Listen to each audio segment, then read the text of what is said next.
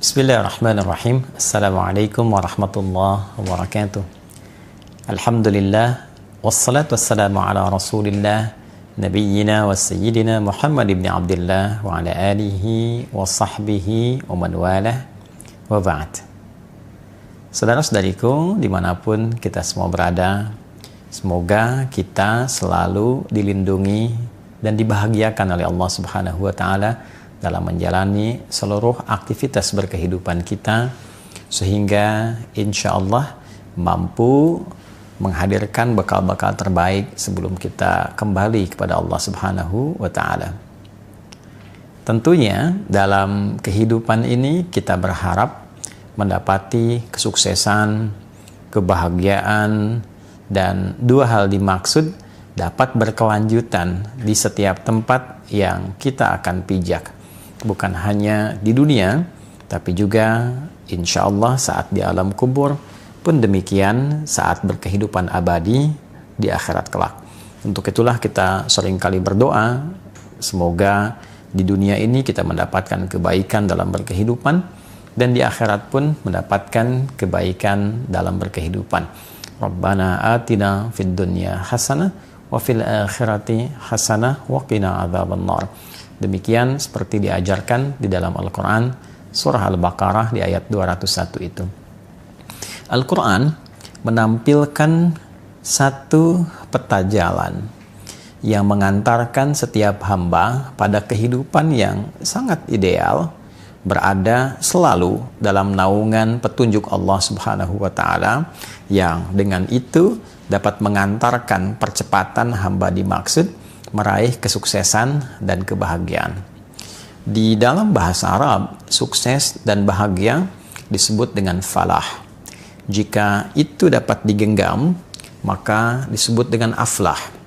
Orang yang dapat menggenggam kesuksesan dan kebahagiaan dinamakan dengan muflih. Jamaknya disebut dengan muflihun. Orang-orang yang berada dalam naungan petunjuk Allah Subhanahu wa Ta'ala, yang dengan itu ia dibimbing untuk dimudahkan beraktivitas, dilindungi dari berbagai macam gangguan, diberikan petunjuk yang memudahkan mencapai harapan, maka setidaknya mereka berada dalam naungan petunjuk dan kebaikan. Ada hudan. Jika kita gabungkan berada dalam petunjuk, perlindungan yang diberikan oleh Allah, dan orang-orang ini mampu cepat meraih kesuksesan dan kebahagiaan, maka dua bagian ini kalau kita satukan menjadi ulaika ada hudam mir rabbihim wa ulaika humul muflihun. Kalimat ini tertuang dalam satu ayat yang utuh di dalam Al-Quran, yaitu surah Al-Baqarah di ayat yang kelima, sekaligus memberikan tanda kepada kita bahwa ada orang-orang yang sangat mudah beraktivitas, memiliki petunjuk yang jelas, dan cepat menggapai kesuksesan dan kebahagiaan. Siapa mereka itu? Bagaimana cara mendapatinya?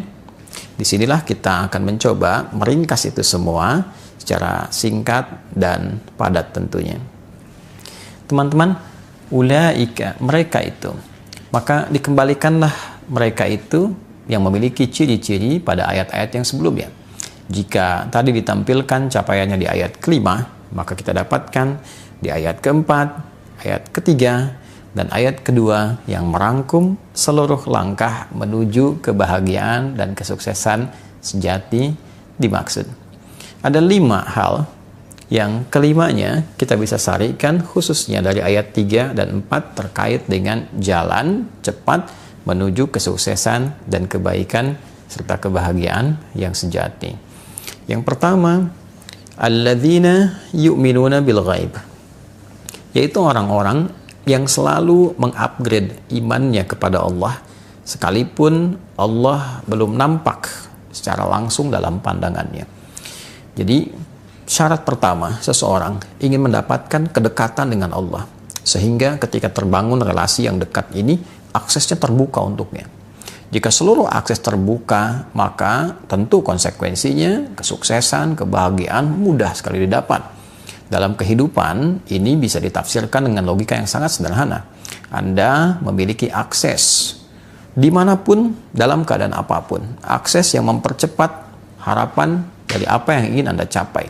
Tidak ada yang semisal dengan Allah, laisa kamitslihi syai'.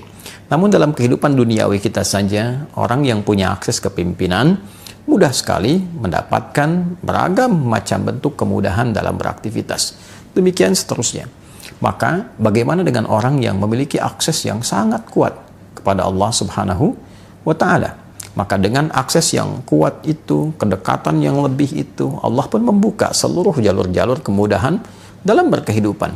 Baik itu di dunia, di alam kuburnya, sebelum wafat, wajahnya tersenyum. Saking bahagianya dia mendapatkan satu paparan keindahan yang akan dia raih setelah dia wafat itu. Pun demikian dengan akhirat. Bukan sekedar harapan, tapi dia memahami itu sebagai janji yang pasti yang akan ia peroleh. Maka syarat pertama adalah berusaha untuk terus meningkatkan iman. Tidak sekedar beriman. Ada amanu, telah beriman. Ada yu'minun, selalu meningkatkan kualitas imannya. Selalu mengupgrade keadaan imannya. Maka syarat yang kedua sekaligus juga menjawab dari paparan yang pertama. Bagaimana cara kita meningkatkan iman kita, mengupgrade iman, sehingga dengan itu terbangun satu relasi yang kuat dengan Allah Subhanahu wa Ta'ala. Maka yang kedua, wa yuqimunas shalah.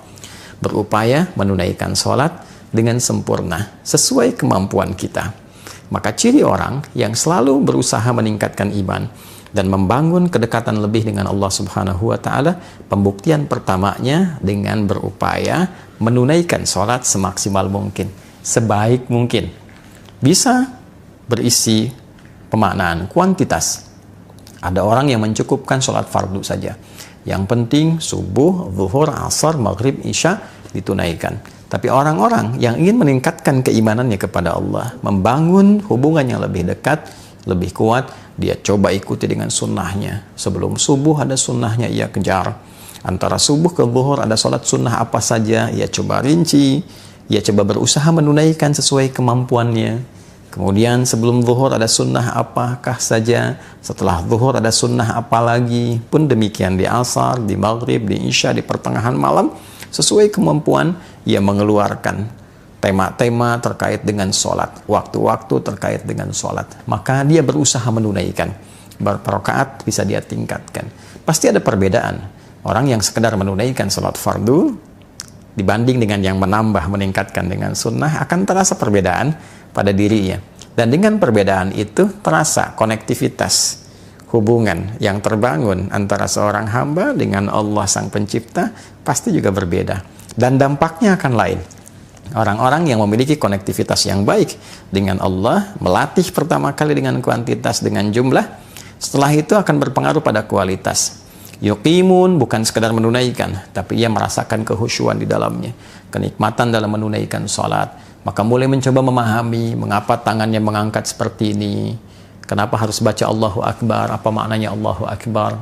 Kemudian juga dia berupaya memahami iftitah, berusaha memahami Al-Fatihah, sehingga 3 bagian tubuhnya berfungsi secara maksimal saat menunaikan sholat.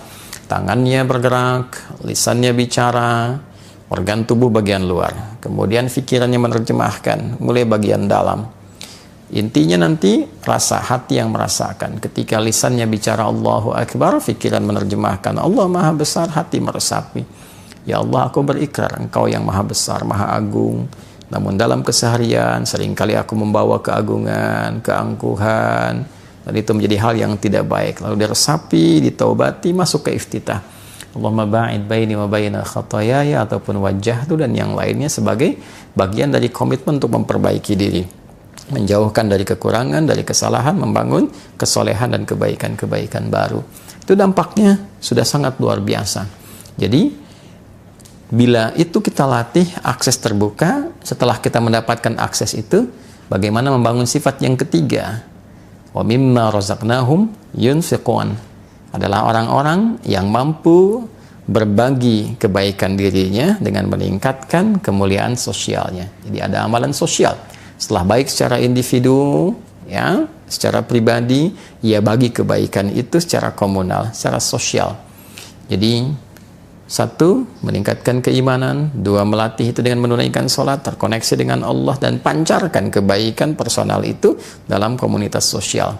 Berbagi dengan ilmunya, jika dia punya ilmu. Berbagi dengan materi, jika ia memiliki kelebihan materinya. Berbagi dengan sifat-sifat baik, minimal dengan senyuman. Maka nilai-nilai itu akan mempercepat kebaikan-kebaikan yang mampu ia raih. Kebahagiaan bisa diraih ketika berbagi sifat-sifat kebaikan dengan orang lain, walaupun dengan senyuman yang membahagiakan orang. Basmatuka fi wajhi akhika sedekah. Senyummu yang membahagiakan saudaramu itu bagian dari sedekah, dan itu sifat sosial yang baik. Kemudian ada dengan materi, ada dengan pengetahuan. Maka orang-orang yang menerima pembagian-pembagian nilai kebaikan itu dengan aspek nilai kesalehan sosial tadi, tanpa disadari membuka jaringan, membuka perlindungan yang telah Allah buat sistemnya secara alami. Sunnatullah fil kawan, sunnah yang Allah letakkan sebagai hukum berkehidupan yang sifatnya universal. Kemudian yang keempat, tentu untuk melakukan itu semua, meningkatkan iman, menunaikan sholat dengan baik, mengoptimalkan sifat sosial, itu mesti ada panduan. Nggak bisa kita mengerjakan sendiri. Maka kembali kepada panduan berkehidupan. Maka turunlah yang keempat, walladzina yu'minuna bima unzila ilaik wa ma unzila min qablik. Maka orang-orang ini berupaya menjadikan Al-Quran sebagai pedoman berkehidupan. Allah menyampaikan dengan sangat terang, sangat jelas bahwa Al-Quran ketika diturunkan fungsinya bukan sekedar untuk dibaca, tapi kurikulum kehidupan yang mengantarkan seluruh keadaan hidup kita menuju kebahagiaan dan kesuksesan sejati. Maka kurang lebih 6.236 ayat, 114 surah, 30 juz itu isinya adalah kurikulum kehidupan. Kita keluarkan tema-tema kehidupan dari ayat-ayat yang sangat indah itu, yang terang dan jelas petunjuknya secara tematik. Tema tentang pokok kehidupan, tentang fungsi tubuh kita, bagaimana mata harus melihat, telinga mesti mendengar, lisan berbicara sampai ke ujung kaki. Bagaimana panduan dalam menjalani aktivitas hidup sebagai seorang misalnya profesional, dia pebisnis, ada lagi yang di birokrasi, di diplomasi, ada yang mengajar, ada yang berdagang, dan sebagainya. Dikeluarkan ayatnya, lalu dilihat detilnya pada petunjuk kehidupan Nabi Sallallahu Alaihi Wasallam, dan belajar orang-orang terdahulu ketika menjalankan petunjuk di eranya seperti apa hasilnya. Disempurnakan di era Nabi Muhammad Sallallahu Alaihi Wasallam, diwariskan kurikulumnya sampai sekarang, Al-Qur'annya tidak berubah. Dan orang-orang yang menjalani itu, setiap generasi didapatkan capaian tertinggi yang membangun peradaban. Sebaliknya, ketika itu dijauhi, apalagi ditinggalkan, na'udzubillah, maka yang muncul ketertinggalan, kemudian kejatuhan, terjerembab. Silahkan lihat perjalanan sejarah. Semakin warisan itu digunakan, semakin cepat mendapatkan satu kemajuan, kecerahan, dan kebaikan. Dan ketika jatuh peradaban itu, riset menunjukkan kejatuhan itu diakibatkan oleh terlenanya pada dunia yang dirasakan dan mulai menjauh dari kurikulum kehidupan yang telah digariskan dalam Al-Quran. Kemudian yang kelima, yang terakhir adalah wabil akhirati hum yuqinun. Mereka yakin dengan kehidupan akhirat sehingga menjadikan akhirat sebagai proyek yang terpenting dari semua berbagai macam perjalanan hidup yang dilalui. Tentunya akhirat adalah ujung kehidupan kita. Setiap kita berpindah ke satu tempat, kita akan menyiapkan bekal. Ingin liburan ke kota lain saja, kita menyiapkan bekal. Ingin liburan ke negara lain, kita menyiapkan bekal. Tujuannya, saat tiba di tempat itu, kita mendapatkan kehidupan yang memberikan kenyamanan.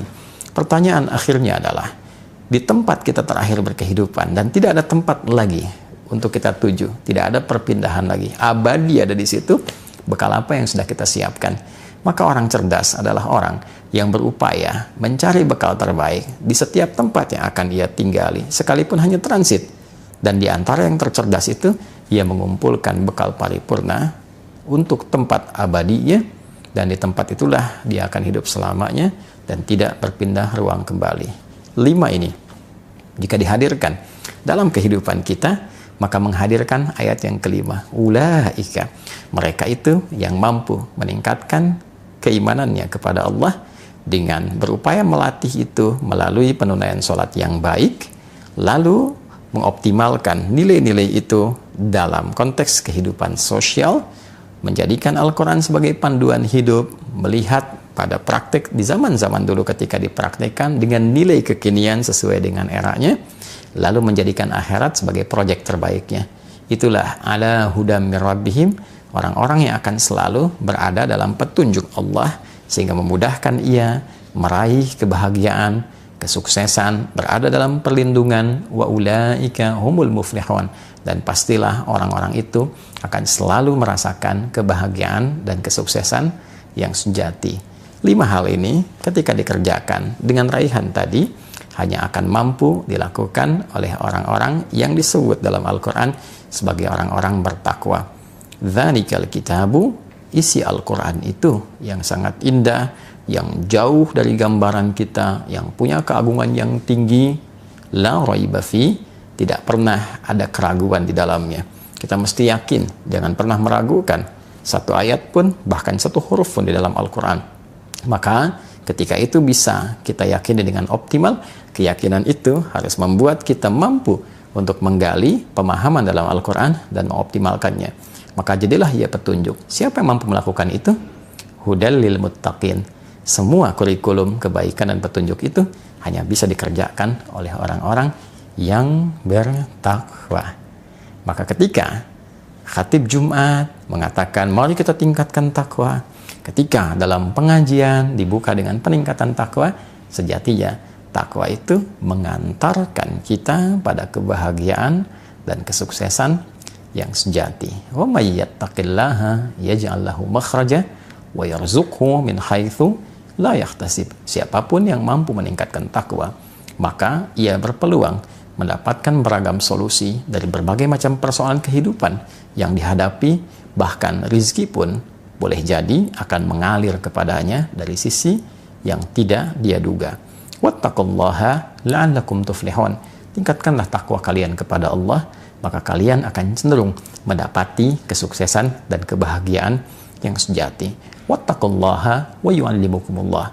Tingkatkanlah takwa kalian kepada Allah, dan Allah akan berkenan mengajarkan pada kalian pengetahuan-pengetahuan yang baru. Takwa ada pada pengetahuan, takwa ada pada kebahagiaan, takwa adalah solusi berkehidupan. Pertanyaannya, siapa di antara kita yang mengaku sebagai insan beriman?